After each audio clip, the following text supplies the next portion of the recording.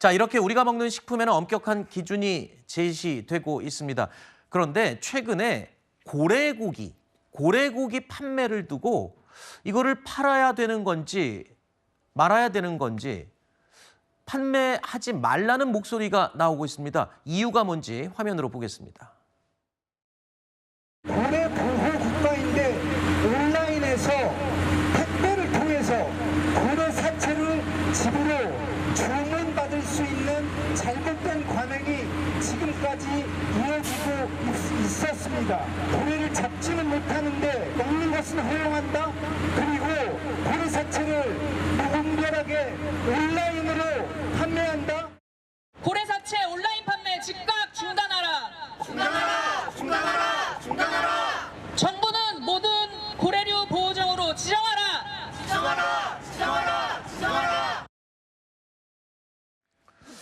자, 고래고기는 특정 지역의 별미로 많이 판매되는 걸로 저는 알고 있거든요. 저는 먹어보진 못했지만 고래고기를 즐기시는 분들도 주변에 꽤 봤고요. 자, 그런데 고래고기, 이게 뭐가 문제라는 거죠? 고래를 의도적으로 잡으면 안 된다는 얘기인 건가요? 그렇죠. 고래는요, 사실상 굉장히 희귀한 동물입니다. 생태계에 굉장히 중요한 역할을 하고 있기도 하죠. 그러니까 고래고기가 유통이 아예 안 된다는 말이 아니라 유통이 가능한데 유통이 될 때는 엄격한 조건이 있습니다. 아, 어떤 조건이죠? 우리가 혼획이라고 하는데 고래만을 잡기 위해서 그물을 던진 게 아니라 네. 다른 어업 활동을 하다가 의도치 않게 고래가 포획되는 경우에는 어떤 확인서, 이것이 의도적으로 어떤 작살이라던가 네. 고래에게 해를 끼치기 위해서 잡은 것이 아니라는 확인서를 획득했을 때만 유통이 가능한 것으로 되어 아하. 있습니다. 네. 또 이마저도요, 경우에 따라서는 해양 보호 생물로 지정이 되면 유통이 금지가 되게 되는데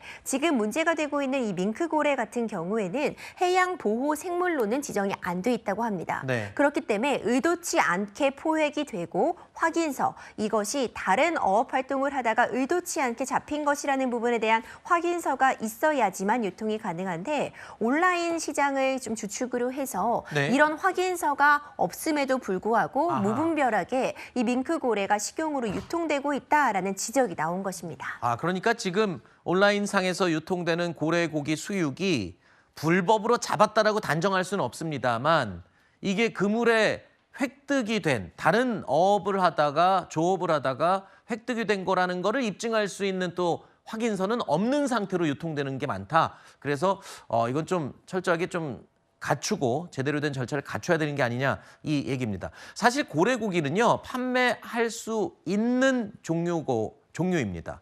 그런데 이제 그 방법이 엄격하게 정해져 있다라는 거죠.